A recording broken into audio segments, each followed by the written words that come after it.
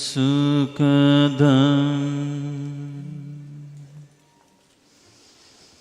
maranam karunam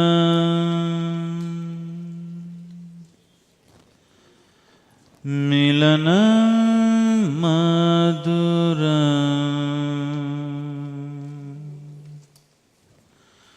smaranam karunam kalavashadiha sakalam karunam samayadipate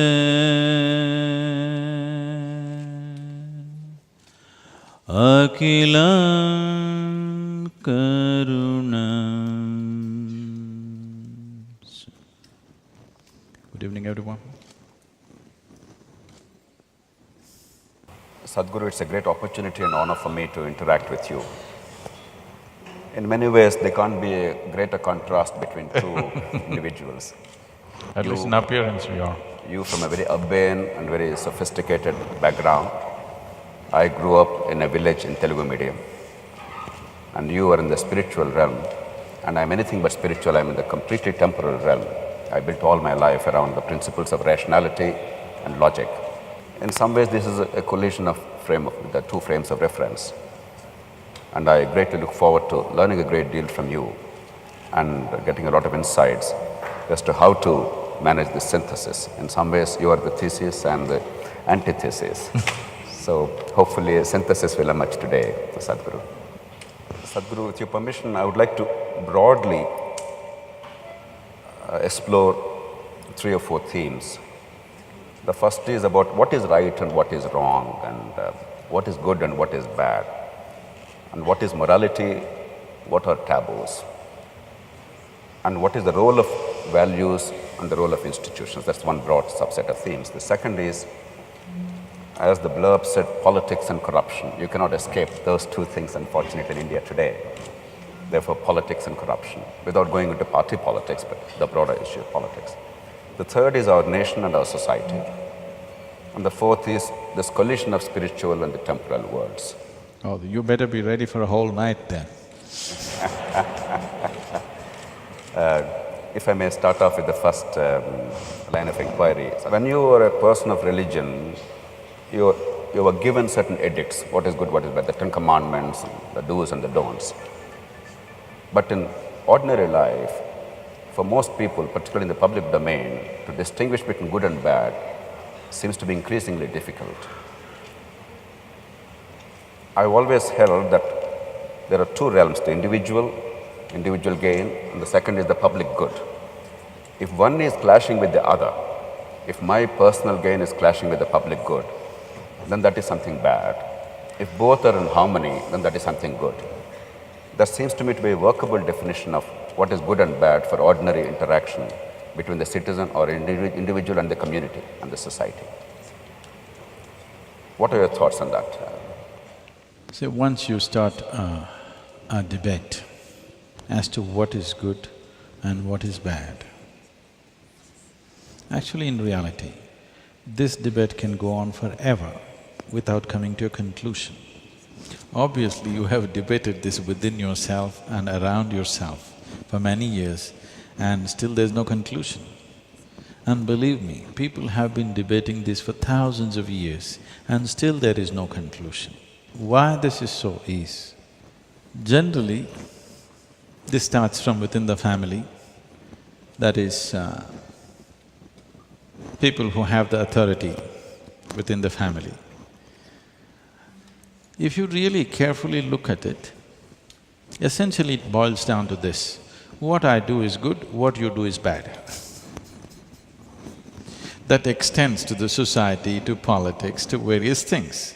Whoever is in a position of power, who is in a position of dominance, they may not spell it out so crudely, but in so many ways they're telling you, what I do is right, what you do is wrong. So ultimately it becomes about whoever is in a state of advantage is right, whoever is in a state of disadvantage is wrong. Well, that principle is the basis of all exploitation and all the ugliness that you see on the planet. So instead of starting a debate on what is good and what is bad, I think what we need is what is appropriate and what is inappropriate to our times, to our society, to our existence here, to our level of economics. What is right and what is appropriate and what is inappropriate. Now, if… I'm just saying for example, we are a rich nation because if you have 29 rupees per day, you are rich in this country. We are one rich nation, another rich nation is United States. So between these two, if you compare, what may be right there is not right here, because the conditions are not same, people's lives are not same, culture is not same, people's emotions are not same, people's wants, likes and dislikes are not same. So what is right there may be completely wrong here. What is right here may be completely wrong there. So within the nation, when we say a nation, we believe we are all Indians, but here everybody has an opinion of his own. It will be fanciful to think there is one person here who doesn't have an opinion of his own, who goes by Indian constitution. There's not one single person like that here. Everybody has their own opinion, their own twist of what is right and wrong, isn't it? 1.2 billion people, every one of them has their own opinions. Two people cannot agree as to what's right and wrong. So instead of looking at right and wrong, if we start looking at what is appropriate, okay, these are our conditions, this is our life, what is the most appropriate thing to do right now? Tomorrow if our conditions change, the appropriateness changes, then there will be no clashes. Constantly the clash between the previous generation and this generation, between one human being and the other human being is, your ideas of right and his ideas of right are so different. Parents and children are fighting, administration and people are fighting, management and union is fighting, simply because your ideas of good and bad are very different and it's always different. Within the family, between the husband and the wife, basic unit of the family, their ideas of right and wrong are very different. So once you enter that space, you are entering into an endless controversy, no possibility of a solution. But if you look at appropriateness of action, then we can arrive at what is the appropriate thing to do in our society, for our conditions, for our limitations. Now, Sadhguru, I hear you saying that A, the cultural ambience in which you live, that matters about the appropriateness, and B, it changes from time to time, generation to generation. In other words, people sometimes confuse taboos with morals, the changing fashions and attitudes with morals. But unless we have some kind of a yardstick which is measurable and somewhat universal in guiding our behavior and dealing with the society at large, or perhaps even in nature, how are we going to give people a yardstick other than religious edicts?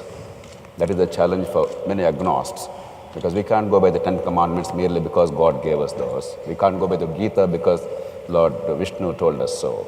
We need a temporal yardstick. We need an institutional mechanism to be able to measure and say, this is right, this is wrong, a talisman. We need to understand this. Right now, we are trying to fix human life with morality. It's never worked. Even the 10 commandments that you are referring to repeatedly has never worked. It's only carved on the stone. Nobody has ever really stuck to it, believe me. People who said, "Thou shalt not kill," are the ones who are killing constantly. It is just that it will happen in a different garb, in a different way. So trying to fix the human societies with morality will only bring more and more deception. And above all, it kills life in so many different ways. Why are we trying to fix life with morality? Essentially because we have never bothered to stir up humanity. There is something called as humanity within us. If you stir up this dimension which we call as humanity, When somebody is feeling very human, he doesn't need morality. He will be fine the way he is.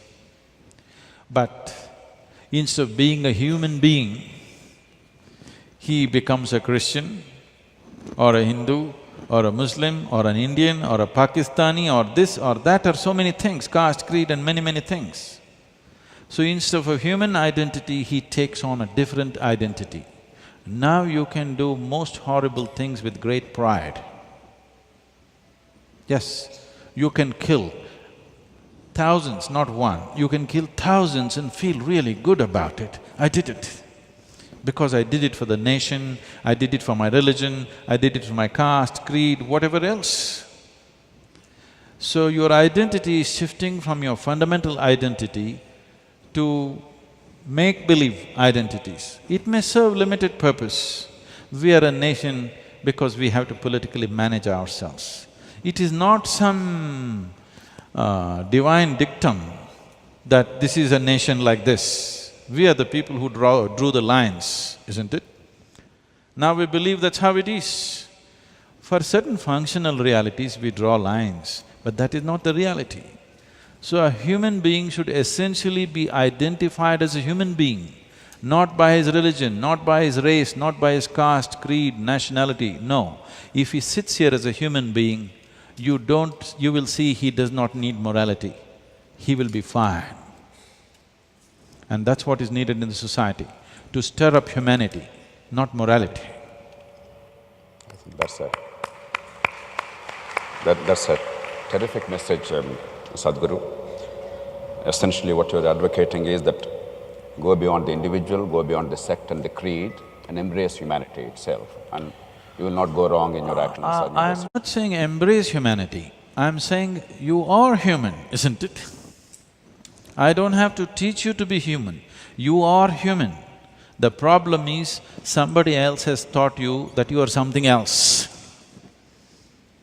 Somebody else has told you you're Indian, somebody else has told you you're Hindu, somebody else has told you you're Muslim. But the reality is you're human. If you go little further, you're just a piece of life, isn't it? If you sit here as a piece of life, do you have any problem with any piece of life in the existence? If you sit here and throb as a piece of life, which is what's happening, it doesn't matter, we are talking something, whatever we may be talking, essentially, we are sitting here as throbbing as a piece of life. Rest is all made up by us, isn't it? This is the reality of existence. If you sit here as a piece of life, you instantly know that there is nothing in the existence with which you are not connected. But if you sit here as an Indian, if the person sitting next to you is P, there's problem. If you sit here as a Hindu, if the next person is M, problem. Like this it goes on, it doesn't stop there. It goes into further and further divisions and divisions and divisions. So, essential dimension of spiritual process is that you disidentify yourself with all the false identities you have taken on, and to learn to sit here just as a piece of life. If you sit here as a piece of life and throb as a piece of life, breathe as a piece of life. You know, this happened a few years ago because you mentioned this project Green, hence I'm bringing this on. When I said that we need to plant 114 million trees to get Tamil Nadu to 33% green cover, people said, Sadhguru, do you know what is 114 million? Is it possible for any human being to plant this many? See, I told them, the population of Tamil Nadu is 62 million people. If all of us plant one tree, take care of it for 2 years and plant for one more tree, what is the number? You got it. So it's not difficult, even a beggar is capable of planting one tree, isn't it?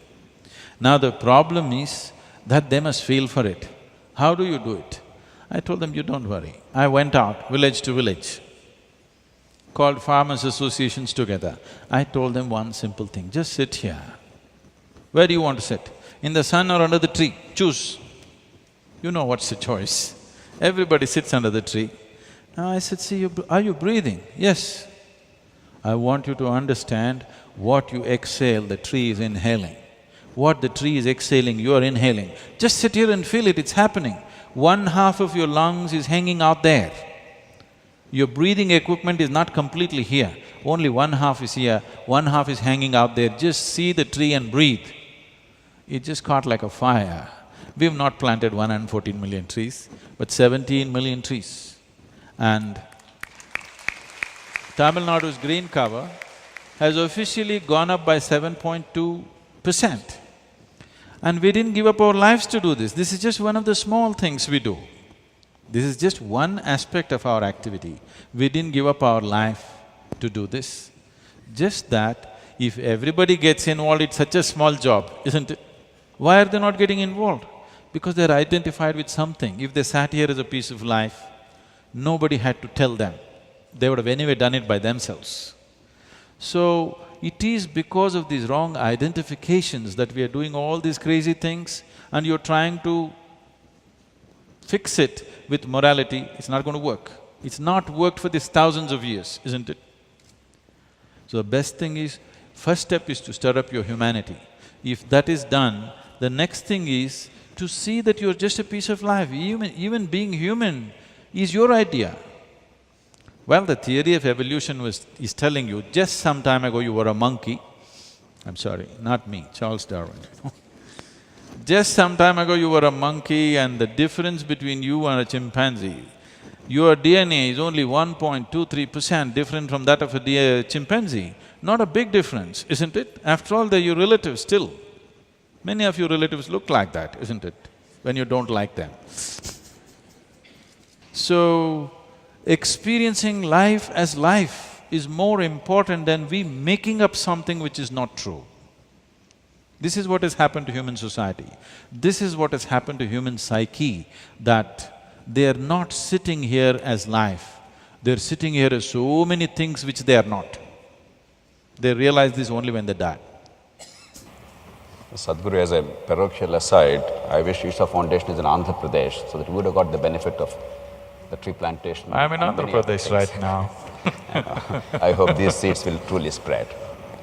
Sadhguru, that brings me to the question of ensuring that the moral conduct is actually upheld. While spiritual gurus, religion itself, and societal norms have a value, they don't seem to be sufficient. Only in India, whenever you talk about corruption or some other misconduct in public life or in private life, we talk of morality and values instead of talking about institutions. As far as I'm concerned, there's no corruption in India. Where is corruption in India? There is only banditry. I don't see any corruption. Because corruption means you come to me and you want a favor to be done, I'm willing to do it, but you know, under the table I want 2 rupees from you. This is corruption. That is what's happening. I break your head and I take everything that you have, this is not corruption. It's just plunder. So when we talk of all these evils in the public domain, oftentimes we talk of values in this country rather than enforcing a certain code of conduct. That's something that troubles people like me, because if indeed values without any external compulsion can be internalized and they can guide the behavior of every single human being, they probably guide the behavior of a large majority of people, because if there is peace in this country, if all of us are going to go back homes after this session with a reasonable degree of certainty that there will not be any victims of violence, it's because the society has these norms and values. But there's always deviant behavior in society. Unless the laws of the land, unless the enforcement mechanism are strong enough to enforce a certain code of conduct and prove that there is punishment for bad behavior and reward for good behavior, I'm afraid values in themselves will not for long sustain us. Not at all. Now, this is something that we need to get from you, because overemphasis on values at the cost of institutions sometimes may actually become an excuse for doing nothing to build institutions. It's a bit like this water in the glass. The water is obviously the one that is giving life. Without that, we can't quench the thirst.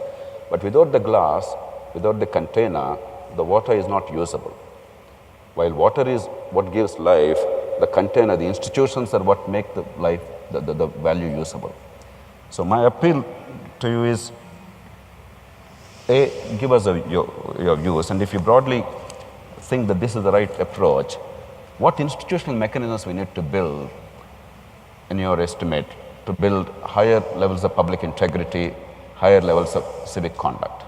See, one important thing that India needs to do is to simplify the laws in a way that everybody understands it. Right now, it's so complex and so ambiguous, nobody really knows what it is. And because there is so much ambiguity, it creates so much gray areas, which breeds corruption endlessly. If there is no ambiguity, somebody just couldn't come and ask money out of me to do some work, isn't it? There is so much ambiguity. These laws were largely created by the English because they wanted ambiguity so that they could interpret it whichever way they want. If they want to pick you up tomorrow morning, they want to pick you up and there's a good enough reason. We have still kept the same laws, and even today it is true, the law can just come and pick you or me up now, and I don't know what I have done, but he can pick you up and they can produce something number whatever, criminal procedure code, some damn number that I'm not aware of, and they can say, you did this. Because it's such an ambiguous law, this is good to control foreign nations if you occupy them, not for our nation to move ahead. Too much ambiguity. To give you an example, I'm sure there are people involved in various kinds of real estate, is one of the big activities happening. If you want to… I don't know how long it takes in Andhra Pradesh, normally in Tamil Nadu it takes 12 to 14 months to get an approval for a building. Many things would have changed in 14 months' time. You may be no more interested to build in 14 months' time. You go through some 16 departments and you have to put people to follow this file every day, where it is going. And of course, there is a fixed fee, beyond the fee. All that you do, still 14 months. In the end, you have spent so much, you spend so much time, with vengeance you break the law. Understand? Just with vengeance, because you spent so much money. If you said 10,000 square feet, I want to build 15,000 square feet because anyway I paid you, what is the big deal? It comes to that. So all laws are flouted without any problem. In United States, we are building, we are building a big center. Here if you go, they have a code book, building code. Your architect anyway has to be certified. He must know the codes. Apart from that, a code book is given to you about 250 pages. You better read it. You build whatever you want, no department, no sanction. You build whatever you want. But before occupation, he will come for an inspection.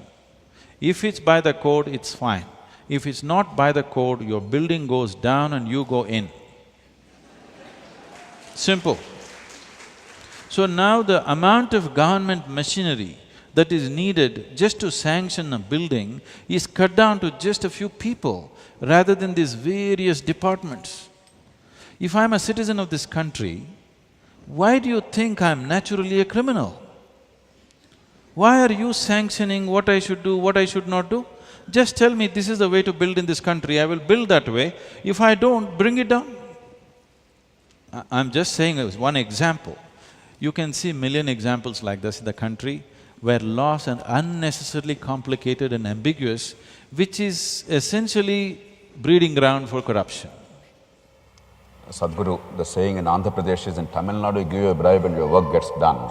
Don't tell me. In Andhra Pradesh you give a bribe and still you are harassed. So there are still grades and grades in this corruption phenomena in this country. Sadhguru, before we go into the issue of politics and corruption, because all of us love to hate politicians. I wouldn't allow that because it's become a fashion and a fad and almost a compulsion that wherever you go, people are talking politics. How horrible the politicians are, whether they know about it or they don't know about it. From a tea shop to an office and wherever else, it's happening. If you are a responsible citizen, what democracy means is, it is the people's government. These politicians did not land from the sky, they're one among you who stood up to do something. Now, for whatever reasons they've become the way they've become, you do not know how many have become like that, how many not. We are generalizing because we have a certain pleasure in painting everything very bleak and black. If your nation is important for you, and if you believe that you have handed over your nation to a bunch of crooks and you are sitting here and it's entertainment for you, I think it is you who needs to be punished, not the corrupt. Because democracy cannot be a spectator sport, it is a participatory process. If I say participatory, most people's understanding of this is if I come out once in 5 years and vote, my responsibility is over. No, democracy has various instruments through which you can participate on a daily basis in the governance of your country, your state, your city and your street. There are various mechanisms. Oh, I don't know. Why you don't know? Because you've not cared, isn't it? Why you have not educated yourself to know is you have not cared, because the idea of the nation has not gone deep enough in this country. Still, our identifications with our religions, our caste, our creed, our family is more predominant than the identity of the nation. This is the reason why these things are happening. I don't know if I can share this, but let me try it out because this happened in Andhra Pradesh. I was traveling with a lady who comes from a political family in Andhra Pradesh. I saw the way things were going on in the family and stuff, and I just joked, if you are given a choice, probably your father will break the country into 4 pieces and give it to the 4 children that he has. I was amazed and shocked, I didn't know I don't know how to articulate this expression. The person was actually genuinely said, what is wrong with that? Our father loves us. It's my birthright. Yes. Now, what we need to understand is, we as a nation are moving from a feudalistic existence to a democratic existence. The system has changed, but our mind has not changed. We are still feudalistic. People are complaining, not everybody. A lot of people are complaining. Their complaint is only that we didn't get the chance to be corrupt. We are at the receiving end or the giving end. They're not complaining that there is corruption. Really, I'm telling you. I have been interacting with people on all levels and I know they're not really complaining about corruption. It is just that we have to pay and they are taking. I would like to be on the other side. If you want to test it out, tomorrow morning remove all the police from Hyderabad city, just see how many people actually stop at the red light if there's no policeman. My average is 90% won't stop. Some fools like me will stop. I'm driving in Coimbatore or wherever, red light, I stop. Everybody is going zook zook next to me and they're looking at me, who's this fool who's blocking the traffic? You know, they're looking at me, what's wrong with you? No police. So, essentially our integrity has gone down. It is not even a question of integrity, it is just that within ourselves we are still very feudalistic, but we are trying to be democratic. So democracy in India is still in an evolutionary state, needs lot more evolution. And nobody has done to educate people as to what is democracy. Not enough work has been done. It has not been brought into our education systems. Social organizations, the government itself should have taken it up in a big way to educate people why democracy. See, the moment we vote for our religion, or caste, or creed, or even family, if you vote, there is no democracy anymore. There is only feudalism, isn't it?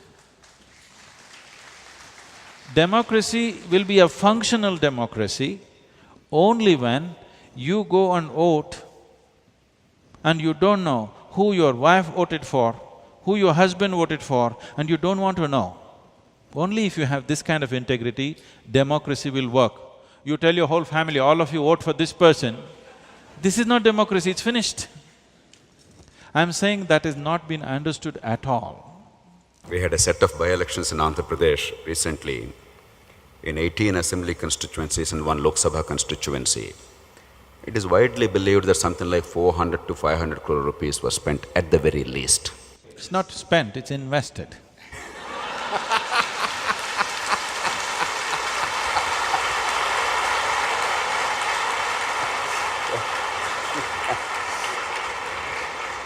Sadhguru, you made some extremely important comments about democratic evolution. While we all have aspirations to expect that we'll suddenly become a great liberal democracy overnight without working hard at it, is somewhat unrealistic, is the gist of what you're saying.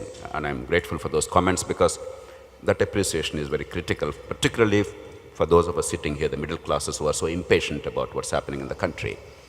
In that context, Sadhguru, somebody said, the best way of getting justice is rendering justice to your adversary, to your opponent. The quickest way of getting justice, because he will then understand your point of view and you will then come to an agreement which is just to both of you. Oftentimes, I think, in dealing with public affairs in this country, we have forgotten that there is this acrimony, this bitterness, not only among political parties, but also between the media and the political parties, between the public and the political parties and the governments. A lot of anger and a lot of polarization. One thing I would like you to advise us, Sadhguru. If you ask a politician, look, why are you doing what you're doing? You're a good man, you're an ethical man. He has many alibis. He'll tell you 100 reasons why he genuinely had to do what he did in order to survive in office. In other words, honest and good conduct is not conducive to survival in political office increasingly in the country.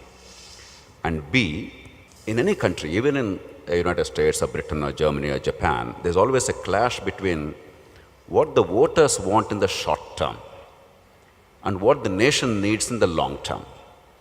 And the politician has the difficult task of bridging these two. And he cannot survive without the voters' goodwill, and the nation cannot survive without the politician's wisdom. How do you bridge this gap, Sadhguru? They like the question. They like the question, they may not like the answer. First thing is, I would like you and everybody else to drop the word justice from their language, because there's no such thing as justice on the planet. What is justice for you will be injustice for somebody. Usually the word justice is used to enforce revenge on someone, whether it's legal revenge or illegal revenge. But whatever, if somebody does a killing, he thinks he's got what he deserved. Somebody thinks so, isn't it? That's why they do it.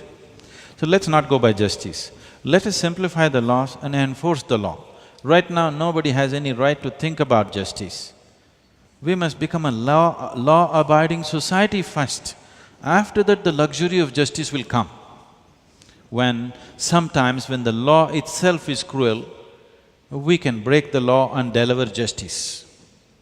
Right now, the way we are in this country, there is no luxury like that.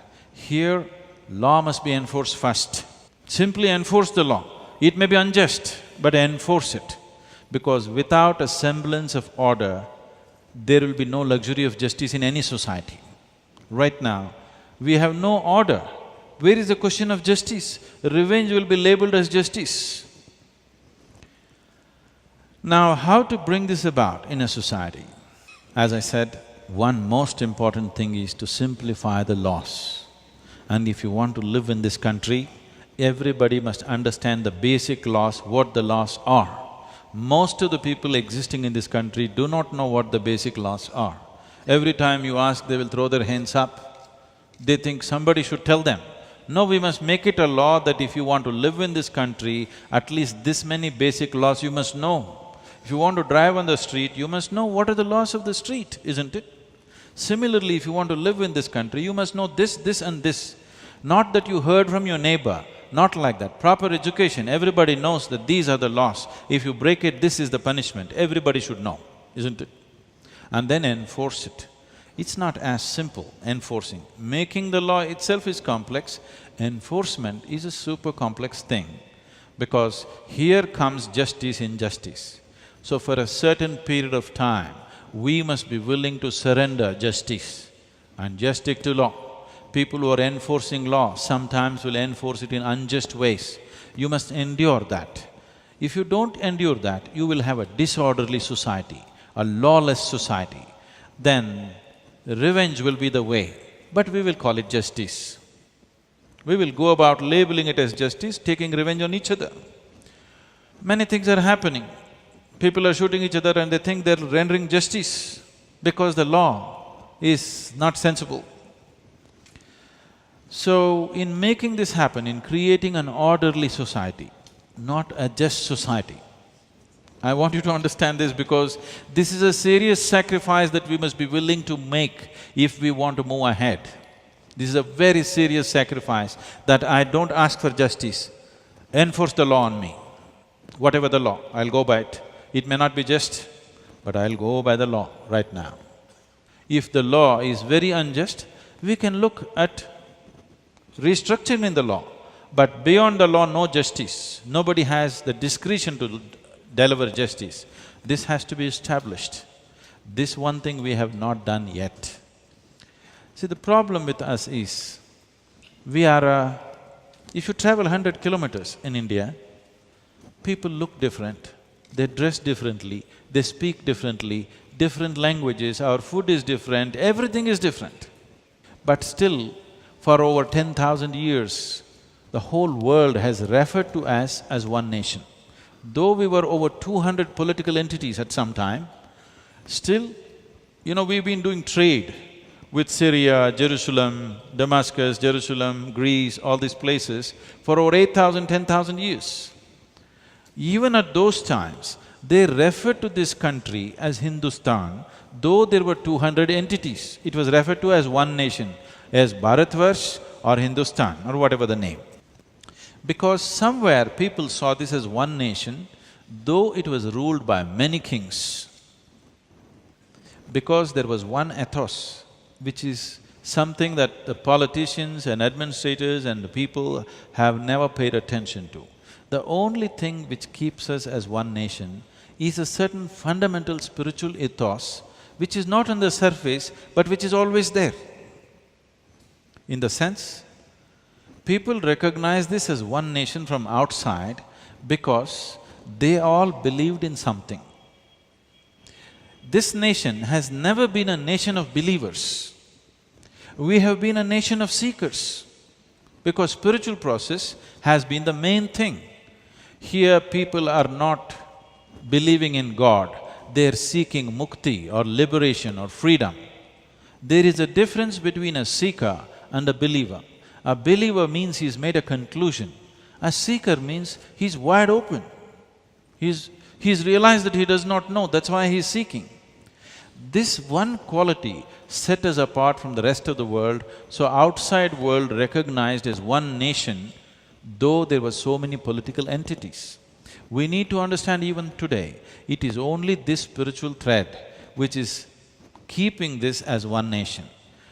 Right now it's being systematically hacked at. If you break this one thing, after 25, 30 years, you will wonder, why are we one nation? And we will break. If you do not strengthen the fundamental spiritual ethos of this nation, if you hack it down with beliefs and other kinds of identities, you will see, you will break up into various nations, you will not be one nation. Sadhguru, I hear you clearly and I entirely agree with you that unless unity and order are kept even above liberty, if necessary, if there is a clash, we are in danger. I totally concur with you as a true democrat and libertarian. But whether spiritualism could be the glue to keep the country united when there are so many meanings of spiritualism. In the name of spiritualism, if a certain religious persuasion or a certain philosophical tradition is propagated, in a very pluralist country like India, the dangers to disunity are even greater. I'm not even talking of morality issue. I'm not even talking of rights issue. The dangers to disunity are far greater, some people could argue, if you overemphasize a certain spiritual tradition, if the emphasis is on the humanist tradition that you have always been advocating, beyond a certain religion or beyond a certain philosophical tradition, then that will be perfectly all right. But unfortunately in this country, this mix of religion and politics has done us a great disservice. So how do you distinguish between religiosity in politics and spiritualism, which is true and all-encompassing? Let us first of all make a distinction between what is a religion and what is spiritual process. A religion arises because they have a set of beliefs. A belief arises because somebody says, this is it. Whether it is 10 things written down or 25 things written down or 3 things written down, that's not the point. Something written down. Somebody says, this is it. Nobody listens. Then we say, God said it. Everybody sits up. And still some people don't listen, those in the back benches don't listen. Then we tell, if you don't listen, God will come and burn you out. Then they also listen. So this has been the method of the religion. That is, essentially, you believe something. Let us understand the word belief. When you say, I believe something, what it means is, you don't know what it is, but you assume. That's what belief means. The English word belief literally means something that you do not know, you made a strong assumption about it, that becomes your belief. So essentially, it is ignorance institutionalized. Sadhguru, pardon me for a brief intervention, I entirely agree with you. But if that ignorance is not universal in the sense that my ignorance is different from the other person's ignorance, my God is different from his, and therefore Yes, I'll come to that. No two human beings will believe the same thing, okay? You believe one thing, I believe one thing. Now, today we are both friends. Tomorrow, if you…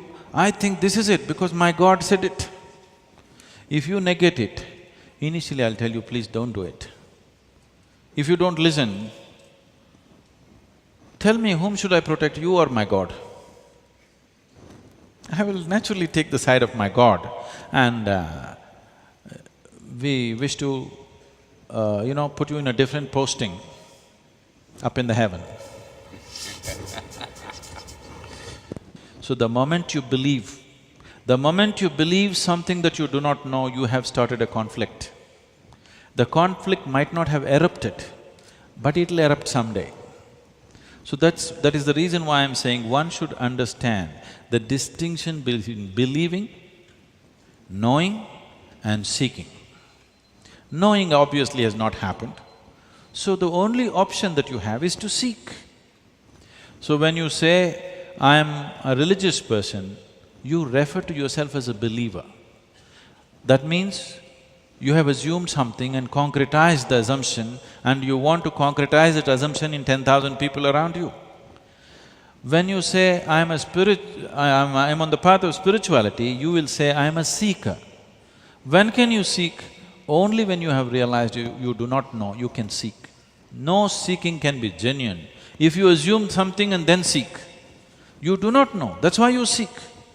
If you come here and you do not know, can you fight with somebody? You have no cause to fight with anybody.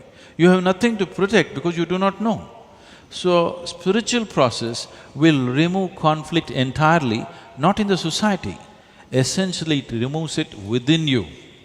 Because social conflict is just a manifestation of the conflict that's happening in individual human minds. If I am fired up that you are transgressing on my beliefs, I will gather 100 people and then start something on you, okay? But it is what started in my mind which manifests in the society, not otherwise. So essentially, the very root of conflict is taken away. Spiritual process also means this, that from the false identities that you have taken, coming to the reality of who you are. As we already went through this, if you're identified or if you realize you're just a piece of life and this life cannot happen here without being connected with the whole existence, and if this becomes a living experience for you, only if it becomes a living experience for you, you must take the responsibility of other people's lives, not otherwise. So always in this country, in this culture, if somebody has to become a king, first thing is he must take a spiritual step because he needs inclusiveness. If he does not care, if he does not include these people as his, it doesn't matter what his intentions are, what he does will not be good to the people. So this inclusiveness, if it has to come, spiritual process not only has to touch the population, first it must touch the leadership. We were doing a program for a group of very prominent people about 8 years ago. And one person who's a very well-known and very important person in the administration stood up and asked Sadhguru, "That's fine, what about the country?" I said, "See, there are many things you can do, but the most important thing is, some transformation is needed within the leadership. Because a leader means, if you become a leader of the people, every thought that you generate, every emotion that you generate, every action that you perform is going to impact millions of people. It's a tremendous responsibility and a privilege. When you have such a privilege, the first thing that you should do is enhance this, fix this in the way it needs to be fixed. Now, you are going with the idea of you can fix it with morality. But I'm telling you, morals themselves, your moral and somebody else's moral will clash somewhere. As somebody's belief and somebody else's belief will clash, your ethics and somebody's ethics will clash somewhere. I'm saying this not to provoke you, but I would like you provoked. When you have a set of ethics and you think this is it, you are also a kind of religion. I'm the only irreligious person here. Because I have no values, I have no ethics, I have no beliefs. All I know is, if I look at people like this, I do not know which is me and which is not me. I see myself as everything, and that's all I know. This will not clash with anything. This is guaranteed, it will not conflict with anything. Essentially, Sadhguru, what you're saying is there can only be an approach, not necessarily an answer, and there's no one definite answer. I said there's one classic answer which will handle everything. Because if one set of beliefs, when they took it, it actually worked for them, do you understand? But as it grew, as the numbers gathered, then conflict erupted. Similarly, one set of morals or ethics, when you take it, initially as an individual, it'll work wonderfully for you. As if you gather huge numbers behind you, people with these ethics will clash with people with some other kind of ethics or no ethics people. So you cannot really have another set of commandments, you have to think of Yes. a uniform framework which everybody can understand and appreciate. Sadhguru, you have made a very passionate plea for spiritualism beyond religion. Something like a pantheistic approach to life rather than belief in a particular God and therefore… No, spiritual process has always been not a religious process. You need to understand this. This is the only godless country on the planet. This may be shocking for people who believe and every day go to the temple. You need to understand this, we have 33 million gods and goddesses because we understood the technology of God making. We understood God is our making. So if you want, you can make the tree in your garden a god. If you want, you can make a rock into your god.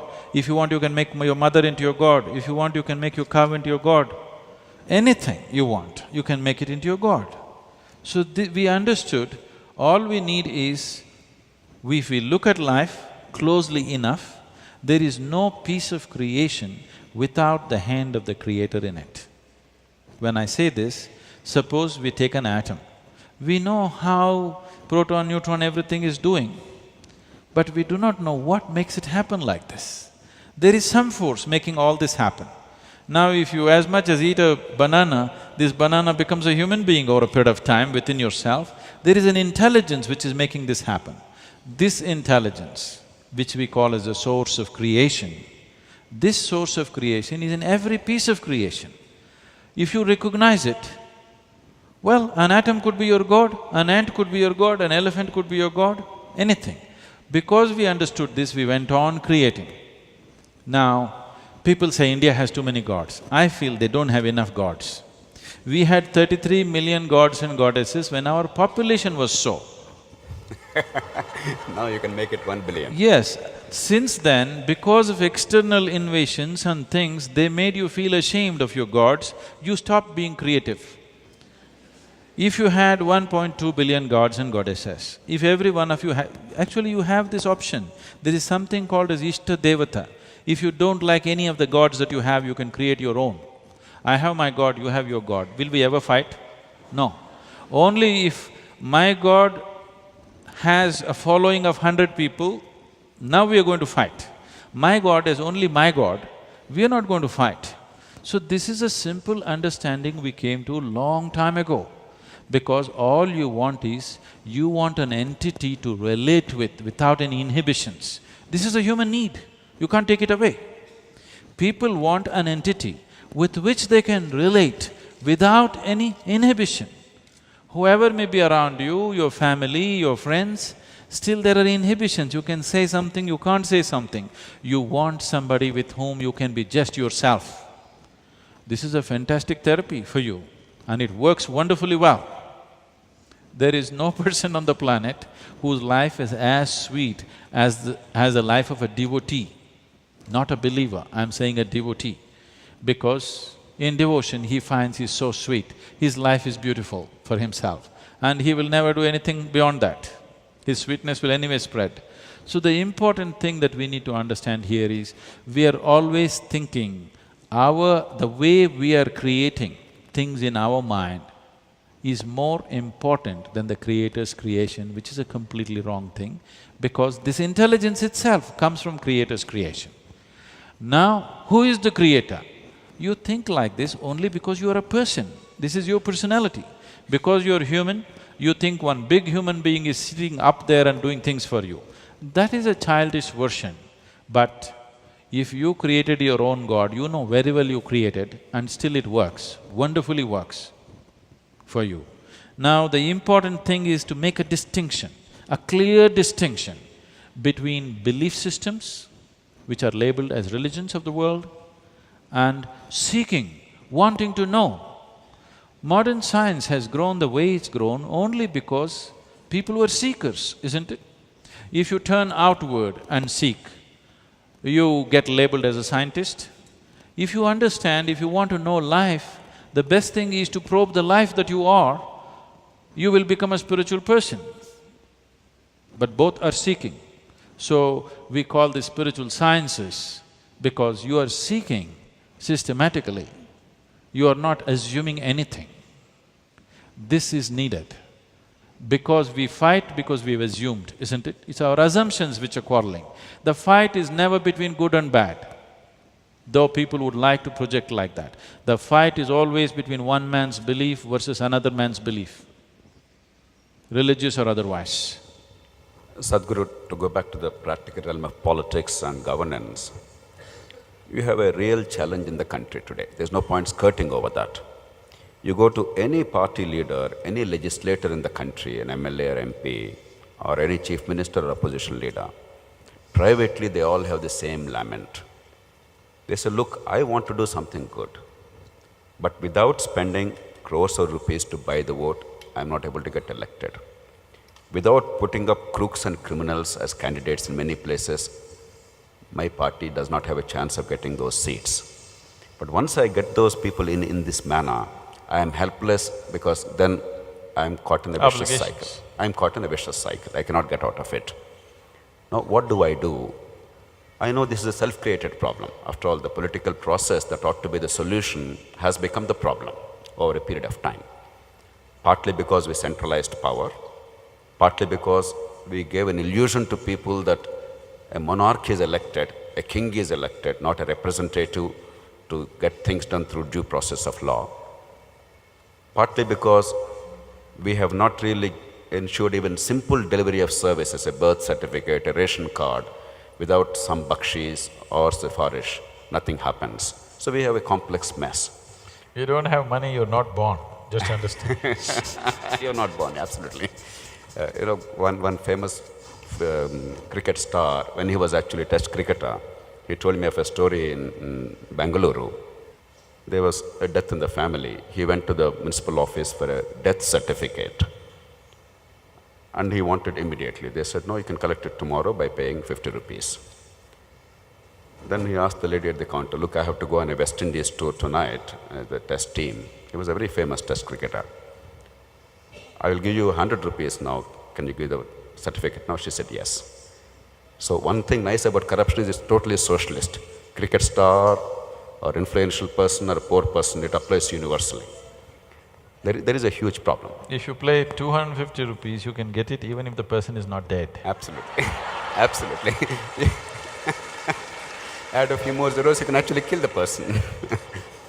But Sadhguru, given this context, unless some big changes are initiated, one, trusting our people to take care of their lives in their communities locally, empowering the community so that leadership emerges and they understand responsibility and limits, but with a danda.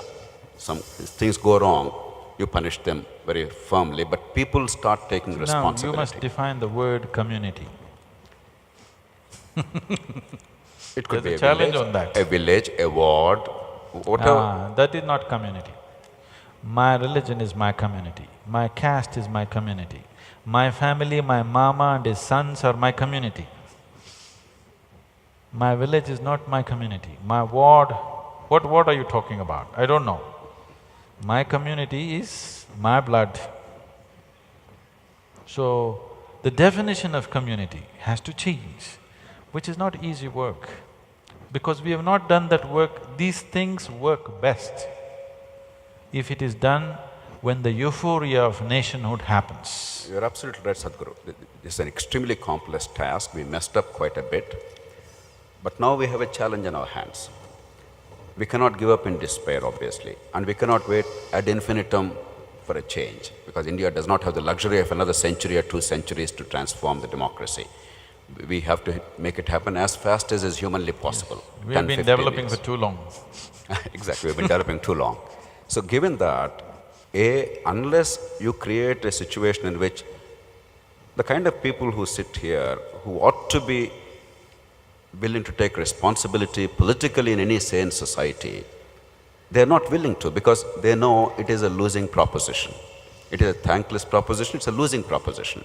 But if you create conditions in which they can take responsibility, and a good person, good in every sense of the term, not only morally but in terms of competence, in terms of delivery, in terms of vision, in terms of leadership, is now shunning public life.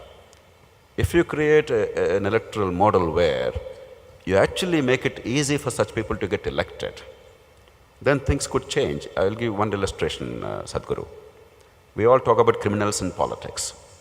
Every state has some numbers, murderers, this, that. In this state, actually in 1999, we came out with a list of 42 notorious criminals contesting elections at that time in the state. That actually was the beginning of a process which led to a law in 2003. But what's important is not description of these criminals. Why are these criminals in politics in the first place? We are skirting the questions. The first thing is, when there is no normative justice, I'm not talking of the higher justice, I'm not careful with my words, even the justice in the court of law available to ordinary citizens, the criminal whom we revile has actually become the undeclared judge. He became the savior of the ordinary people. Therefore, he earned the respect and the money of the people. 2, once the criminal has that influence, he wants to be in politics because he can control the police in a system where the police are in the hands of politicians. 3, once in our electoral system, money power, caste power and muscle power together ensure a higher chance of success, the political parties are after you. And 4, In a system where nothing gets done in an ordinary course, danda seems to get at least some things done, and therefore people are trusting a criminal to get at least something done in a wooden and inflexible system. So without going into these issues, merely saying criminals are there, let all politicians say criminals, doesn't really take us far. So my appeal to you is, could we evolve a framework? Could we make at least this class of people recognize what is the complexity of a political process and what are the things, what are the levers we could find to bring about the fastest and most genuine transformation of our polity? As you articulated the, kind of defined the problem.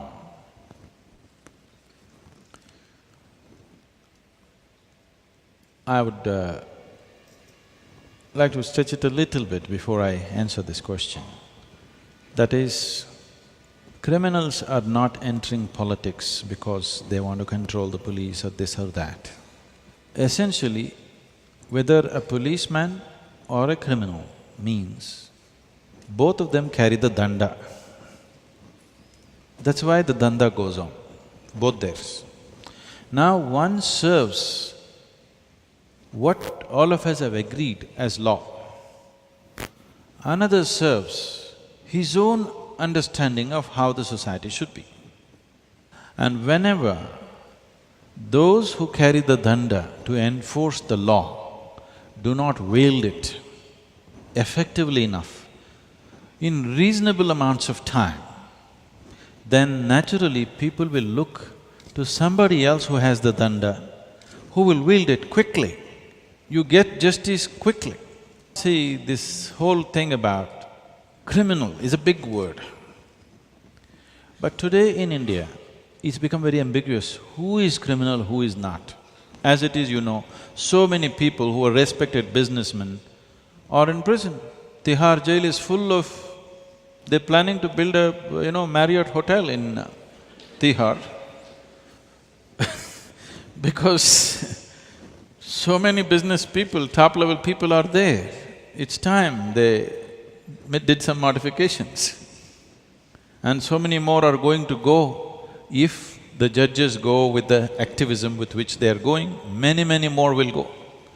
Because many of them, to do their basic business every day, have to deal with this kind of people. Otherwise they cannot do their business. So the word criminal is a strong word, and we need to understand this in the Indian context. As I said, our action should be appropriate to the situation we are in. We cannot talk like Switzerland, where if you put it on the notice board, this is the law, everybody will follow it. That's not where we are. We need to be, we need a lathi to keep things going. We are still there, let's understand we are there. Whether we like it or not, that's where we are. So what is the solution? Solution is simple enough, but not so easily enforceable. Now it's very easy to say, all of you vote by your… this thing, whoever the best man. Who is the best man? I don't like any of them. So what do I do? Lot of youth don't go out and vote, they think that's a solution. No, that's not a solution. Whom do I vote? Okay, the best criminal. Best means what? You don't know. So, now we have come to a place, in Tamil there is a saying, Nallavan venuma, vallavan venuma. That means, do you want a good man or do you want a capable man? It's not possible to have both at the same time. I'm not saying it's not possible, but if that is the choice, what is your choice? If you're interested in the nation, you want a capable man. If you're interested in your own morality and ethics and values, you want a good man. Good people who sit in important positions of power, very significant positions of power, and who do not have the capability to make their goodness be manifest in their things, they will do more damage than a criminal. If a criminal heads this country, out and out criminal, heads this country, probably India will become prosperous, he will rob the world. Right now he's robbing you, but if he becomes the Prime Minister, maybe he will rob the world. And many Prime Ministers, Presidents and Kings and Emperors of the past have all been robbers and still are, many of them. They're robbing effectively elsewhere and people are happy.